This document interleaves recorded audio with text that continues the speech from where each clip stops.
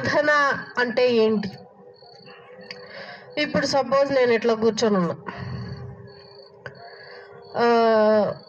నేను ఇప్పుడు ఒక డిగ్రీ చదువుతున్నాను, ఫస్ట్ ఇయర్ ఎగ్జామ్స్ రిజల్ట్స్ వచ్చాయి, క్లాస్ రూమ్లో ఉన్నాను, రిజల్ట్స్ చూశాను, పాస్ అయ్యాను.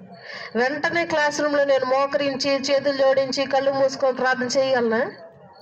చేయలేను. అదే రైల్వే స్టేషన్లో ఉంటాను, చేయగలను అట్లా? చేయలేను.